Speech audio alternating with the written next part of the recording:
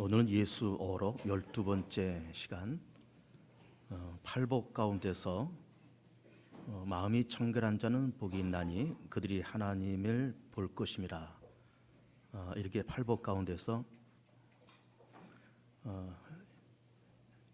여섯 번째 말씀을 여러분들에게 지금 드리고 있습니다.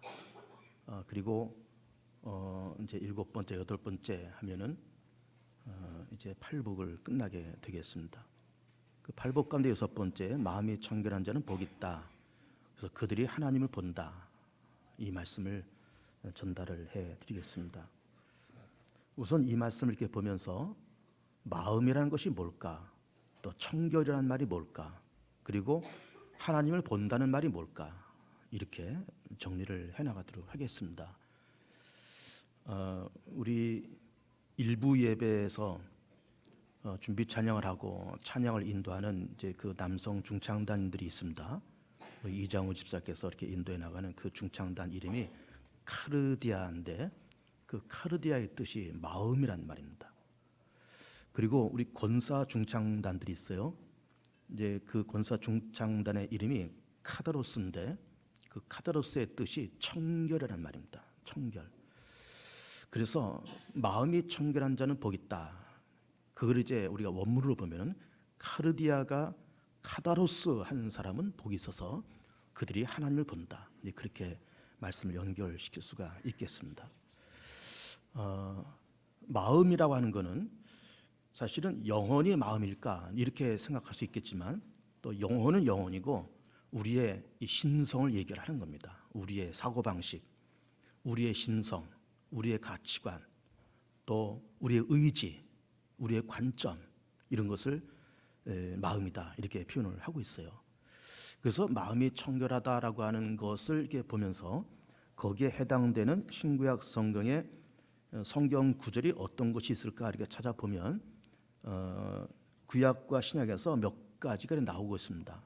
이제 시편 24편 말씀이 나와 있는데, 여호와의 산에 오를 자가 누구며 그의 거룩한 곳에 설 자가 누구인가? 그 손이 깨끗하며 마음이 청결하며 뜻을 허탄한 데 두지 아니하며 거짓 맹세하지 아니하는 자로다. 그는 여호와께 복을 받고 구원의 하나님께 의를 얻으리니. 이렇게 되어 있습니다. 시편 말씀 보면 하나님이여 내 속에 정한 마음을 창조하시고 내 안에 정직한 영을 새롭게 하소서. 마태복음을 보면은 입에서 나오는 것들은 마음에서 나오나니 이것이야말로 사람을 더럽게 하느니라. 마음에서 나오는 것은 악한 생각과 살인과 간음과 음란과 도둑질과 거짓 증언과 비방이니. 히브리서 보면은 모든 사람과 더불어 화평함과 거룩함을 따르라. 이것이 없이는 아무도 주를 보지 못하리라. 야고보서 말씀 보면 하나님을 가까이 하라. 그러면 너희를 가까이 하시리라. 죄인들아 손을 깨끗이 하라. 두 마음을 품은 자들아 마음을 성결하게 하라. 이렇게 하면서 이제 신구약 성경에서 마음이 청결해야 된다, 마음이 성결해야 된다라는 말씀을 여러 군데서 말씀하시고 있는 것을 우리가 볼 수가 있어요. 하나님을 본다라고 하는 것은 이제 결론적으로 말씀을 드리겠지만은 먼저 좀 소개를 해드리면, 하나님을 본다고 하는 것은 하나님의 생각과 하나님의 계획이 느껴진다는 겁니다. 나를 향한 하나님의 생각, 우리 개봉주한교를 향한 하나님의 생각, 또 우리 대한민국과 세계를 향한 하나님의 생각과 계획이 느껴진다. 이것이 하나님을 본다. 이렇게 해설할 수가 있어요. 근데 이제 그 유대인들의, 히브리 백성들의 전통적인 그런 민족성 속에서는 그들이 하나님을 정말로 마음과 성품을 다해서 사랑했던 것은 사실이었지만은 하나님을 보면은 죽는다라고 생각을 했던 겁니다. 왜 그런가 하면은 하나님은 우리 사람과 다른 창조주이시잖아요. 너무 거룩하고 영원하신 분이기 때문에 그분의 말씀은 들을 수 있을 망정 그분의 얼굴을 감히 피조물인 인간이 본다고 하는 것은 상상도 할 수 없는 것이고, 하나님을 보면은 그 현장에서 죽는다라고 생각을 했던 거예요. 그래서 이사야 선지자가 성전에서 하나님의 영광을 봅니다. 그러면서 화로다 내가 망하게 되었도다 그렇게 고백을 해요. 하나님의 영광을 경험하면서 하나님의 영광을 봤으니, 물론 하나님의 영광이라고 하는 건 거기서 하나님의 얼굴을 얘기하는 건 아니에요. 하나님의 임재를 느꼈다는 거죠. 그러면서 화로다 내가 망하게 되었도다 라고 그렇게 고백을 했던 겁니다. 하나님을 보면 죽는다고 생각했기 때문에. 그리고 출애굽의 지도자인 모세는 하나님의 뒷모습을 보았답니다. 하나님의 뒷모습. 그렇게 해서 성경에서는 이렇게 하나님의 영광을 본 이사야, 하나님의 뒷모습을 본 모세에 대한 이야기가 나와 있고, 그러면서 신구약 성경 전체를 망라해서 마음이 청결한 자는 하나님을 본다. 본다라고 하는 것이 하나님의 계획과 뜻과 생각을 읽을 수 있다, 느껴진다라고 그렇게 말씀을 해석하면 될 것 같습니다. 그래서 그러면 마음이 청결하다는 것이 과연 뭘까라고 하는 것을 크게 둘로 나눠서 말씀을 드려봅니다. 첫 번째는 모든 것을 단순하게 생각하는 거예요. 마음이 청결한 자는 청결할수록 모든 것을 단순하게 생각합니다. 복잡하게 생각하지 않습니다. 꼬고 비틀고 거기다 소설을 만들고 그러면서 복잡하게 모든 것을 만드는 것이 아니라 모든 것을 단순하게 생각하는 이것이 마음이 청결한 사람이다, 이렇게 말씀을 드릴 수가 있어요. 우리는 흔히 이런 얘기를 합니다. 참 세상 살아가는 것이 어렵다, 힘들다, 버겁다, 그런 말을 해요. 삶이 힘들고 고달파서 그런 말을, 그런 넋두리를 한두 마디 하겠다라고 생각은 들지만, 그러면 과연 하나님께서 세상을 그렇게 어렵고 힘들고 버겁게 세상을 만드셨을까? 라고 하는 걸 이렇게 놓고 볼 때 우리는 하나님이 세상을 그렇게 어렵게 힘들게 만들지 않으셨다고 하는 걸 우리는 알 수가 있어요. 왜 그런가 하면은 우선 에덴 동산을 봅니다. 거기는 여러 가지 열매가 맺히는 과일 나무들이 있고 사람이 특별히 수고하거나 애쓰지 아니해도 충분히 먹고 살 수 있는 그런 낙원과 같은 그런 세상이에요. 그래서 아담과 하와가 금단의 열매인 선악과를 따먹고 이제 쫓깁니다.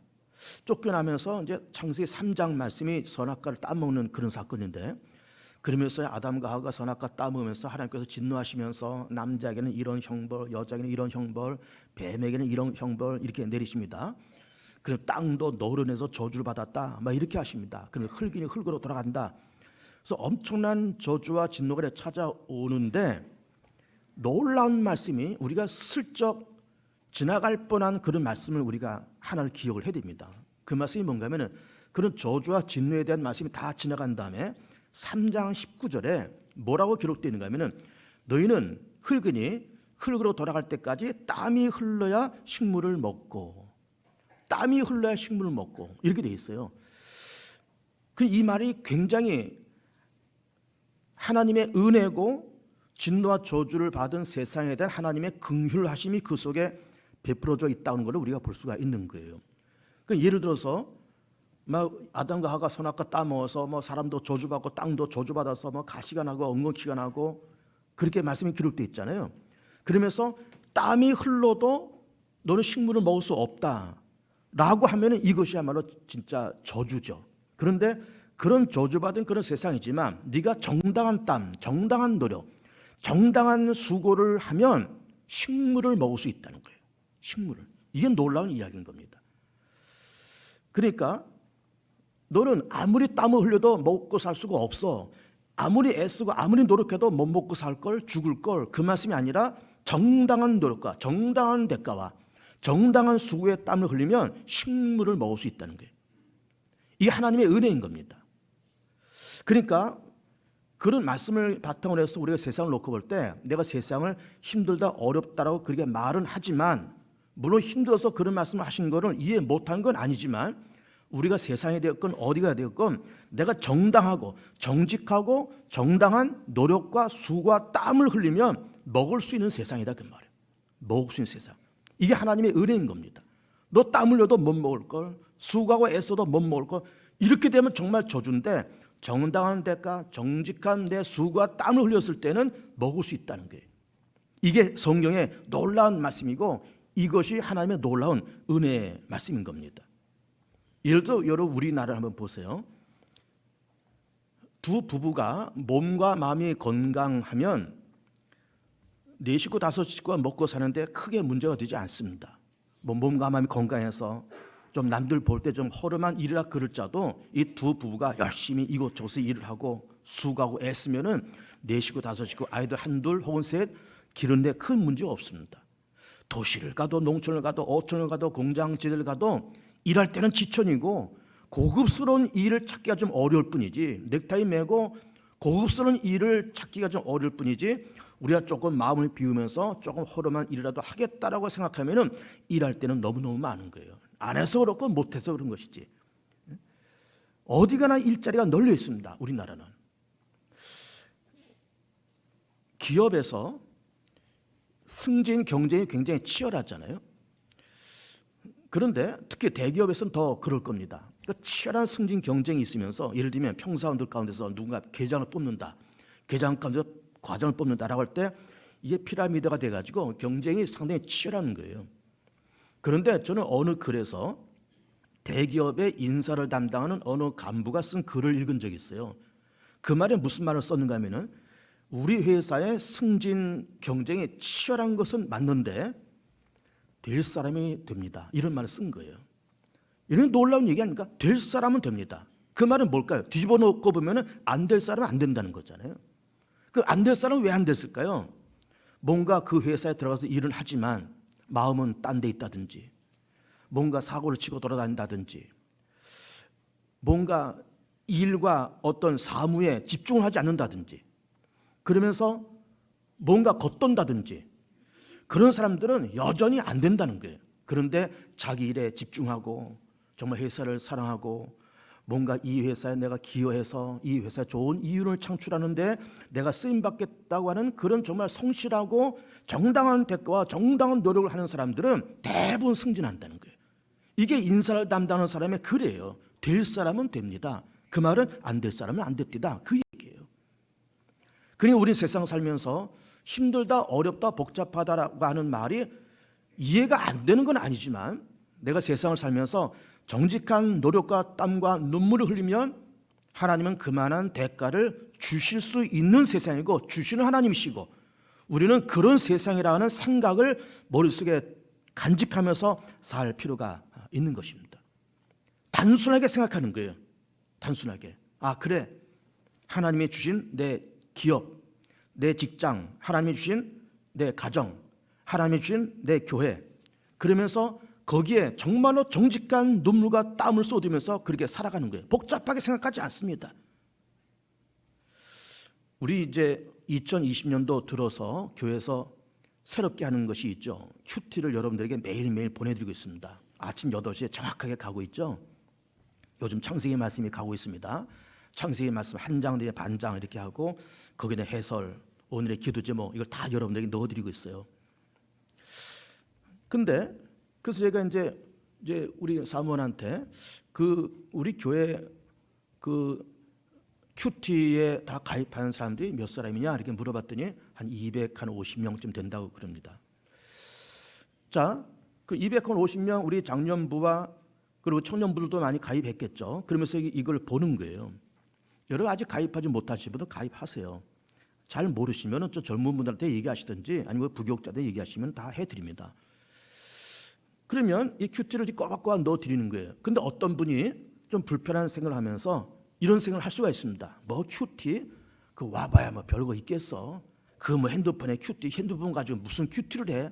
그러면서 자꾸 거기에 대해서 오해와 편견과 소설을 자꾸 만드는 거예요. 그게 무슨 소용이 있냐? 그렇게 해가지고 큐티가 되겠냐? 그게 무슨 효과가 있겠어? 그런 자꾸 머리를 굴리는 거예요. 그러니까 인생이 복잡해지는 거예요. 단순하게 자 교회에서 큐티 보내드립니다. 가입하세요. 그 돈이 듭니까? 시간이 듭니까? 간단하게 이거 몇 번 손으로 터치만 하면은 10초 안에 끝나는 거예요. 그렇게 해서 교회에서 늘 매일매일 보내드리잖아요. 그럼 그걸 정독을 하고 해설을 읽고 기도 제목에 따라서 기도하고 그러면은 그걸 보내는 사람도 보람이 있고 그걸 보는 사람은 그야말로 말씀을 통해서 하나님과 가까이 가고 말씀을 통해서 또 그 영혼이 새로워지고 다 좋잖아요. 이걸 자꾸 복잡하게 생각하는 거예요. 그게 무슨 효과가 있겠냐? 그게 무슨 큐티냐? 복잡하게 생각하니까 인생이 자꾸 복잡해집니다. 이런 우리 교회 심야 기도를 늘 매주 금요일마다 합니다. 여러분 웬만하면 좀 나와보세요. 금요 심야 기도에.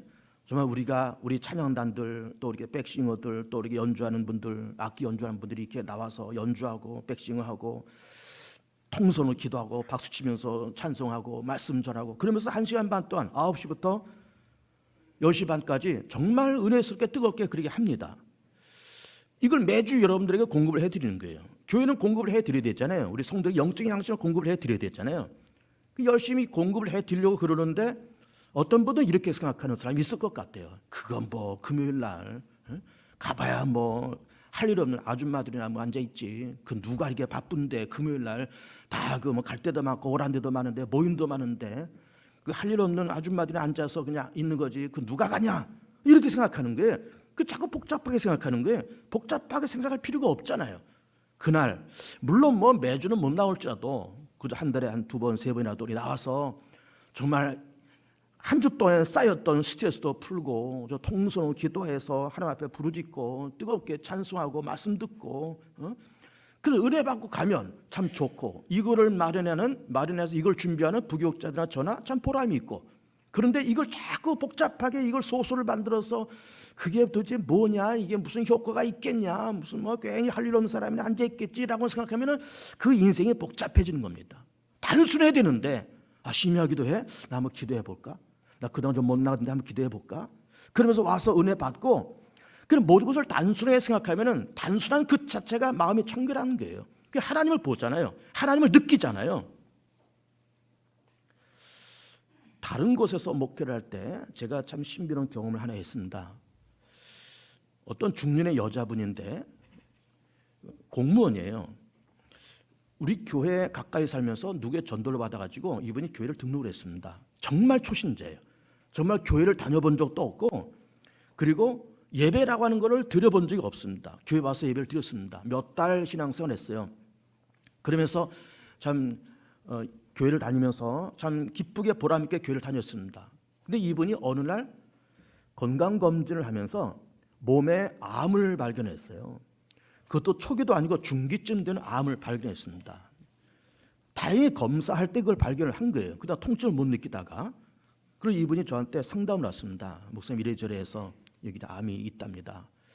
그래서 제가 기도해 드리면서 아무개 자매님 어쨌든 교회 등록해서 요즘 참 기쁘게 교회를 다니시는데 이렇게 또 이렇게 어려운 일이 생겼군요. 낙심하지 마시고 기도하시고 저도 기도를 많이 해드릴 테니까 열심히 또 너무 낙심하지 마시고 그렇게 살길 바랍니다. 근데 이분이 돌아가서 나중에 이제 그분이 이런 얘기합니다. 목사님이 기도를 해 주시겠다라고 약속하시고 그리고 또 나도 기도하겠다라고 이제 그렇게 기도하시라고 이제 그래서 기도를 해야 되는데 이분이 너무 초신자이기 때문에 기도를 어떻게 되는지를 몰랐던 거예요. 내가 그걸 좀 미리 알았으면 기도란 하나님 앞에 우리가 있는 걸 다 얘기하는 거다. 먼저 주님의 이름을 부르고 그다음에 죄를 회개하고 그다음에 감사할 건 감사하고 내 소원을 아뢰고 또 중보기도도 하고 중보기도는 남을 위한 기도다. 그럼 맨 마지막에 예수님을 기도드립니다라고 하는 기도다. 이거 좀 낱낱이 가르쳐 드릴 거 그냥 알겠지 하고서는 기도하시라고 그랬는데 이분이 기도를 어떻게 될지 몰랐던 거예요. 근데 교회에서 늘 주기도문을 외웠잖아요. 주일날도 주기도문 외고 새벽기도도 주기도문 외고 또 수요기도 주기도문으로 끝나고 그러잖아요. 주기도문을 이제 기억하면서 기도를 할 줄 모르니까는 주기도문을 외우자 이렇게 한 겁니다. 그럼 이분이 공무원인데 집에서 그 직장까지 한 20-30분 이제 걸으면 한 20-30분 거리인데 버스를 타고 가도 되는데 일부러 걸어갔다는 거예요. 걸어가고 걸어오면서 주기도문을 외웠다는 거예요. 그러니까 가고 오면서 주기도문을 하루에 수십 번을 외웠다는 거예요. 수십 번을 외우고 기도를 해야 되는데 기도할 줄 모르니까 기도가 뭔지 모르니까 정말 단순한 거잖아요. 목사가 기도하라니까는 기도를 어떻게 되는 거지 당황도 되고 평소에 안 했던 거고 그리고 기도해야 된다? 그럼 주기도문을 교회에서 이렇게 하는데 그거라도 하자 이렇게 된 거예요. 오며 가며 걸어가면서 주기도문을 하루에 수십 번을 외우면서 몇 달이 지나간 겁니다. 몇 달 지나가면서 이제 검사 받을 날이 와서 검사를 이제 받았는데 싹 없어졌다는 거예요. 싹 없어졌다는 거예요. 그래서 저는 뭘 지금 얘기하려고 그런가 하면은 자 그분이 이렇게 암에 걸려서 중기쯤 되는 암을 가지고 목사한테 이렇게 상담을 와서 목사가 내가 기도해 드릴 테니까 자매님도 기도하십시오. 뭐 대부분 목사의 상담이라는 것이 그런 것 아닙니까? 목사가 무슨 해법을 내놓기가 어렵잖아요. 또 해법을 내놓는 것이 상담도 아닙니다. 해법은 본인 스스로가 내려야 돼요. 이게 상담 원리의 기초입니다. 해법은 결론은 본인이 내려야 돼요. 상담자는 조언만 해주고 이렇게 하면서 어떤 가이드만 이게 열어줄 뿐이지 결론은 본인이 내려야 되는 거예요. 그런데 그렇게 이분은 찾아와서 이렇게 하면 기도를 하시라고 그냥 그렇게 얘기를 해드린 거예요. 근데 그걸 아주 단순하게 받아들인 거죠, 이분이. 근데 이제 우리가 이제 교회 생활에 익숙하다 보면은 자꾸 이제 뭐 어떤 생각이 드는가 하면은 그런 분들이 예를 들어서 그와 유사한 사람이 목사한테 찾아왔어요. 그래서 목사가 당연히 내 기도해 드릴 테니까 자매님도 기도하십시오. 뭐 그렇게 얘기할 수 있잖아요. 근데 이거를 또 이제 소설을 쓰는 거죠. 아이 목사님이 뭐 기도 그렇지 뭐 목사님의 상담이 그렇지 뭐 기도하라 그런 거겠지 뭐 늘 그냥 그런 얘기 하신 분이야. 그러면서 그거를 의미 있게 가치 있게 듣질 않았다고 쳐보세요. 그럼 인생이 자꾸 복잡해지는 거예요. 그러니까 이분은 제가 조금 전에 말씀드린 그분은 아주 신앙이 어린 사람이고 신앙의 초보자잖아요. 목사님 내가 당신에서 기도해 드리겠다. 당신도 기도하십시오라는 그 말을 아주 순수하고 아주 단순하게 받아들인 거예요. 그런 역사가 일어나는 거예요. 이것이 마음이 청결한 자예요. 모든 것을 단순하게 생각하거든요. 보세요 여러분. 자, 아까 그분은 이제 병에서 나았다라고 지금 얘기를 드리고 있는 거지만 예를 들어서 어떤 분이 죽을 병에 걸렸는데 예수 믿는 사람이에요. 죽을 병에 걸렸는데 그 사람이 정말 하나님 앞에 나가서 기도하고 금식도 해가면서 기도를 했다고 쳐보세요. 그러면 단순한 믿음이라고 하는 것은 뭔가 하면은 그렇게 해서 하나님께서 정말 나를 불쌍히 여겨서 고쳐주시면 정말 너무너무 감사한 일이고 설령 하나님이 내 기도를 응답하지 아니하시고 이 병 때문에 내가 죽는다고 할지라도 그때 단순한 생각은 뭔가 하면은 하나님 내가 이 병을 이기지 못하고 내가 기도 응답받지 못하고 내 영혼을 거두어 가신다 그럴지라도 하나님께서 내게 그런 일을 벌어주시면 나는 그래 하나님께서 이 땅의 모든 수고를 빨리 끝내고 이곳에 와서 편히 쉬라고 하는 뜻인 줄로 나는 믿겠습니다. 그 생각조차도 그렇게 단순하게 하는 거예요. 하나님 고쳐주시면 너무 감사하고 아니면 하나님 빨리 와서 쉬라고 하시는 줄로 내가 믿겠으니 하나님 당신 손에 내 삶을 위탁합니다. 이게 단순한 고백이에요. 이런 기도는 위대한 기도인 겁니다. 물론 뭐 우리가 흔히 하는 말처럼 뭐 기도원에 올라가서 막 나무 뿌리 몇 개 뽑고 하나님 살려달라고 응답해달라고 그렇게 간절히 부르짖어서 응답받는 것도 물론 좋지만 하나님이여 그러나 하나님 당신께서 내 영혼을 거두어 가실지라도 나는 하나님 당신 앞에 섭섭한 마음 갖지 않을 것이고 이 땅의 모든 수고를 그치시고 그 땅에 와서 편안하게 쉬라고 하시는 말씀인 줄로 내가 믿겠사오니 살든지 죽든지 응답하시든지 말든지 죽이든지 살리든지 아버지여 마음껏 하시옵소서. 이게 단순한 믿음이에요. 단순한 믿음. 그런데 그 단순한 믿음의 고백에 하나님이 감동을 하십니다. 하나님이. 여러분 예를 들어서 이제 교회도 하나의 공동체잖아요. 사람들이 모인 공동체예요. 공동체이기 때문에 갈등이 생길 수가 있습니다. 개인과 개인 간에 어떤 이쪽 집단과 이쪽 집단의 어떤 갈등이 생길 수가 있어요.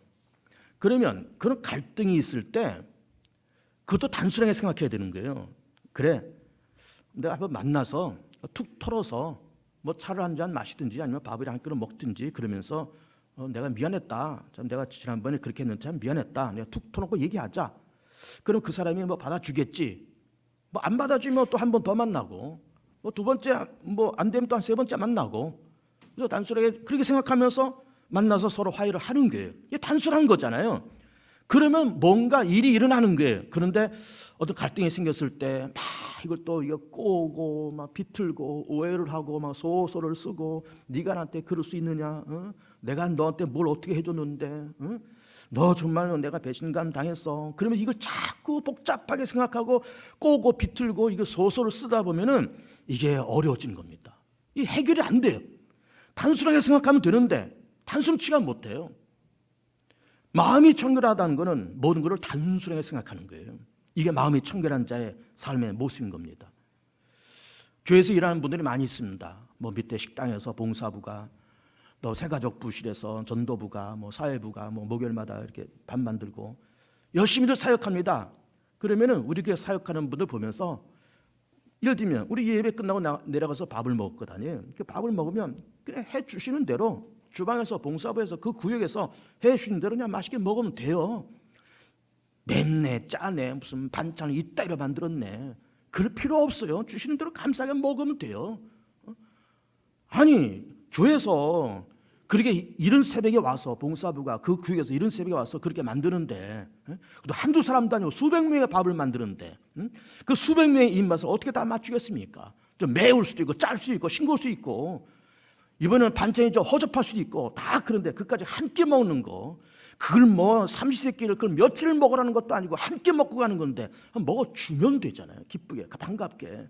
이거 자꾸 이걸 꼬고 비틀고 막 소설을 쓰면서 뭐 반찬 이따로 만들어 저따로 만들었네 이래 버리면은 참 이 갈등이 해결이 안 돼요. 참 복잡합니다. 복잡해요. 우리가 많이 먹으려고 생각하려고 빨리 가려고 애를 쓰고 욕심 부리려고, 그러니까는 세상이 힘들고 우리 삶이 힘들지, 조금 덜 먹자, 조금 천천히 가자, 까짓 거 뭐 안 되면 어때, 이렇게 자기 마음을 비우고 가면은 세상 편안한 겁니다. 세상 편안한 거예요. 여러분, 예를 들어서 여기 앞에 떡이 5개가 있어요. 이걸 먹으려고 4사람이 모였습니다. 근데 벌써 머릿속에 머리가 팽 하고 돌잖아요. 떡은 5개, 사람은 4. 그러면은 하나씩 먹으면 하나가 남아요. 그러면 먹으면서 하나를 먹어도 내가 한 끼 식사가 되는 거예요. 근데 하나 먹지 뭐, 한 끼 식사니까. 그 하나 먹으면 되는데 이 남은 하나를 누가 과연 이걸 가질 거냐, 4사람과 누가 가질 거냐. 그러면서 빨리 먹고 내가 저걸 가져와야지. 아니면 누가 저걸 손을 내면 저걸 누가 가져가나, 막 이게 경계심이 돼가지고 이게 하나를 먹으면서 먹는지 마는지 막 경계심에 이거 빨리 먹어야 되겠다, 또 저걸 누가 가져갈까, 막 이게 복잡해 버리면은 이게 떡 하나 먹는 것도 힘들어요. 아니, 하나씩 먹고 남은 하나, 딴 사람이 먹어도 그만이고 안 먹어도 그만이고, 아무도 먹는 사람 없으면 놔뒀다가 남 주면 되는 것이고, 그까지 그 떡 하나 더 먹어도 그만, 안 먹어도 그만, 더 먹어도 그만이고, 그거 먹는다고 무슨 돈다발이 떨어지는 것도 아니고, 그 먹어도 그만, 안 먹어도 그만, 그까지 거 나 하나 먹고 남은 건 누가 먹든지 말든지, 그러면서 탁 하고 털어버리면은 세상은 그것처럼 편안한 게 없는 거예요. 이거 먹고 내가 하나 더 먹으려고 그러니까는 이게 힘들고 피곤해지고 답답해지는 거지, 그걸 탁 털어버리면은 아무 문제가 없습니다. 아무 문제가 없어요. 내가 좀 덜 먹겠다, 내가 좀 더 양보하지, 그러면은 아무 문제가 없습니다. 정말 마음이 청결한 것이고, 정말 그 사람이 하나님의 생각과 느낌을 아는 거예요. 이걸 아는 겁니다. 두 번째는, 마음이 청결하다고 하는 것은 동기가 순수한 걸 얘기합니다. 동기와 과정이 순수한 걸 얘기를 해요. 우리나라는 60년대에서부터 경제 개발을 시작해서 지금 우리가 2020년도인데 무려 60년을 지나왔잖아요. 그럼 이 60년 동안에 우리나라는 민주화와 경제 개발을 동시에 이룬 그런 나라입니다. 50년 내지 60년 만에 이런 일을 만들어낸 거예요. 참 감사한 일이죠. 그러면서 그렇게 50년 내지 60년 만에 그런 일을 이루었으니 그동안에 얼마나 우리가 열심히 살았습니까?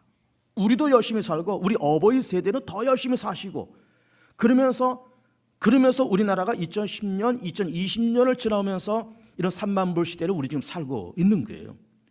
이제 그렇게 되다 보니까 70년대, 80년대 고도 성장기 때 모두가 다 정부가 됐던 기업이 됐던 교회가 됐던 항상 뭐가 앞장서는가 하면은 항상 슬로건이 많았습니다. 슬로건이.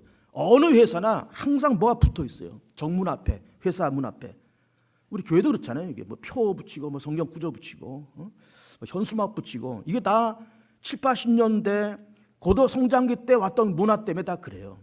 무슨 글을 항상 썼는가 하면은 올 경제 성장은 몇 %, 성장, 올 매출은 얼마, 몇 프로 성장, 우리 과에서는, 우리 부에서는 올해 몇 프로 판매, 그리고 다 어떤 목표치를 다 할당해 줬습니다. 목표치를 그렇게 정해놓고 거기를 향해서 우리는 열심히 그렇게 살아왔어요. 그래서 지금의 이런 사회가 된 것은 참 감사하지만, 그렇게 하다 보니까는 우리 한국 사회에 무엇이 들어있는가 하면은 알게 모르게 성과지상주의, 결과지상주의가 이렇게 우리를 압도하고 있습니다. 결과지상주의. 그리고 그 결과에 못 미치면, 그 성과에 못 미치면은 그 사람은 하대받고 루저가 돼버리고 그 사회에서 도태돼버리고, 성과와 어떤 결과지상주로 그렇게 살아왔어요. 동기가 어쨌든, 과정은 어쨌든 성과만 좋으면 된다 이렇게 되다 보니까는 동기와 과정을 다 무시하는 그런 사회가 됐습니다. 근데 보세요. 하나님은 결과만 놓고 평가하시는 하나님이실까? 하나님은 동기와 과정은 무시하는 하나님이실까? 절대로 그렇지 않습니다. 하나님은 그 사람의 동기도 과정도, 비록 그 결과가 실패했을지라도, 결과가 플러스가 아니고 마이너스가 됐을지라도 그 사람의 인생과 그 사람의 삶의 여정 속에서 동기와 과정이 순수하고 정당했으면은 비록 결과는 없을지라도 하나님 그 사람을 높이 평가하시는 거예요. 이게 성경의 관점이에요. 하나님은 동기와 과정을 중요하게 보시고 세상은 결과지상주로 그렇게 가고, 그 무엇이 성경적인 관점일까? 성경적인 관점은 동기와 과정이에요. 동기와 과정인 겁니다. 여러분 보세요. 우리가 그 복음서에서 그 유명한 달란트 비유가 있잖아요. 그것이 바로 동기와 과정과 결과를 얘기하는 결정적인 그런 예입니다. 주인이 집을 떠나면서 세 종들에게 돈을 주고 떠났다는 거 아니에요. 1달란트, 2달란트, 5달란트를 맡기고 떠났다는 겁니다. 그리고 오랜 후에 주인이 돌아와서 이 세 사람이 결산을 했다는 겁니다. 1달란트 받은 사람은 땅에 묻은 땅 다시 꺼내서 줬다. 2달란트, 5달란트 받은 사람은 이거를 꺼내서 줬다. 그러니까 2달란트는 2달란트, 5달란트, 5달란트를 받아서 이걸 줬다는 것 아니에요. 그래서 이 2달란트, 5달란트 받은 사람을 칭찬했다는 겁니다. 그런데 우리는 그 칭찬했다는 그 말을 보면, 그 달란트 비유를 보면서 갑절을 남겼기 때문에 칭찬했다고 그 말을 생각하는 거예요. 근데 그렇지가 않습니다.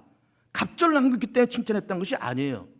설령 이 2달란트, 5달란트 받은 사람들이 그걸 가지고 어쨌든 장사라든지 뭐라든지 그 어쨌든 주인을 기쁘게 해드리고 이 돈을 적당하게 재테크를 하든지 그렇게 해서 갑절은 못할 망정, 그래도 한 10%라든지 20%라든지 뭘 좀 남겨서 주인을 유익하게 해드리고 주인을 기쁘게 해드리고 싶었던 마음으로 뭘 했는데 결과가 좋지 못해서 그 돈을 까먹었다고 쳐보세요.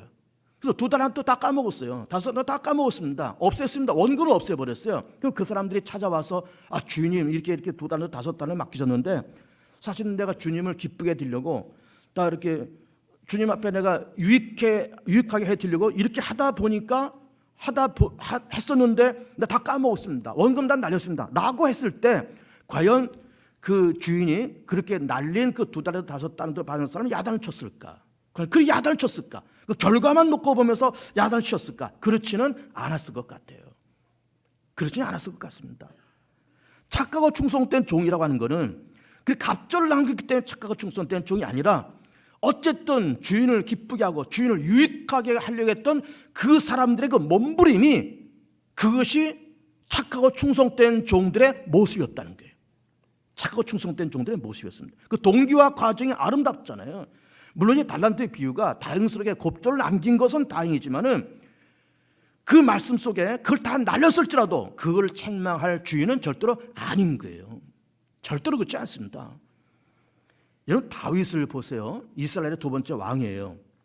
초대왕 사울의 사위고 군대 장관이었습니다. 근데 다윗이 그렇게 이스라엘 사회에서 대스타가 되고 2번째 왕이 된 결정적인 계기가 뭔가 하면은 골리앗을 쓰러뜨리는 그 사건 때문이었어요. 우리 잘 알잖아요. 엘라 골짜기에서 한쪽은 블레셋 군대, 한쪽은 이스라엘 군대가 있어서 싸움을 하는데 1대1로 나서자는 거예요. 블레셋 군대 장관 골리앗이 자, 너 한 사람 내보내. 내가 나설 테니까 한 사람 보내. 그래서 1대1로 맞짱 뜨자. 내가 이기면 너희들은 우리 다 종이 되는 것이고 우리가 지면 우리가 다 종 될 테니까 1대1로 맞짱 붙어보자. 근데 골리앗은 키가 3m 가까이 되는 어려서부터 싸움으로 몸이 다져진 그런 사람이에요. 감히 그 앞에 누가 나가겠습니까? 그런데 그 현장에 누가 갑니까? 다윗이 가요. 아직 군대 징집되기 전 20살도 채 안 된 다윗입니다. 요즘 말하면 중학생 내지 고등학생이에요. 중고등학생입니다.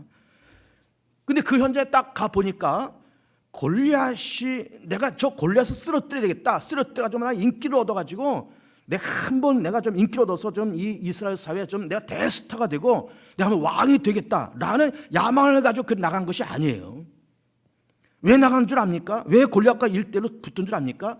골리앗이 하는 말이 너무너무 신앙적인 양심에 걸렸던 거예요. 골리앗이 하는 말이 그 이스라엘 사람을 빈정거리면서 너희들이 믿는 하나님이 뭐냐? 우리한테 굴복해라, 너희도 우리 종이 되라, 별 욕을 다 하고 별 비난을 다 해요. 사람이 비난받는 것은 뭐 힘들지만 참고 넘어갈 수는 있겠지만 하나님을 비방하는 말을 어린 다윗이 그걸 들어줄 수가 없어요. 이게 다윗이 골리앗과 맞짱을 뜬 동기입니다. 그 말을 도무지 받아들일 수가 없어요. 하나님의 이름이 모독당하는 그 현장을 볼 수가 없어요.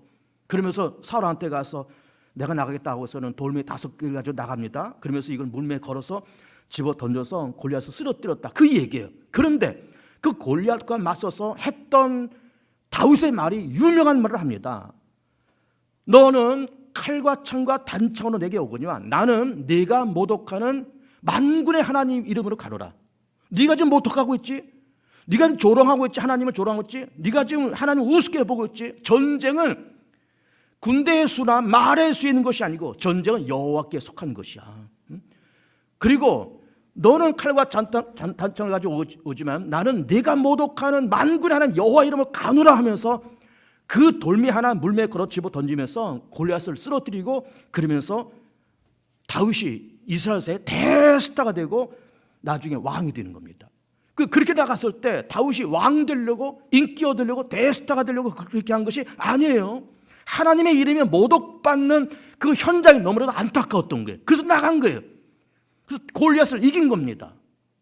하나님은 다윗의 그 신앙을 쓰시는 거죠. 그러면서 하나님은 다윗을 통해 영광 받으시고 다윗이 그렇게 골리앗과 1대1로 맞짱 뜨는 그 현장의 동기와 과정을 하나님께서는 좋게 보셨던 거예요.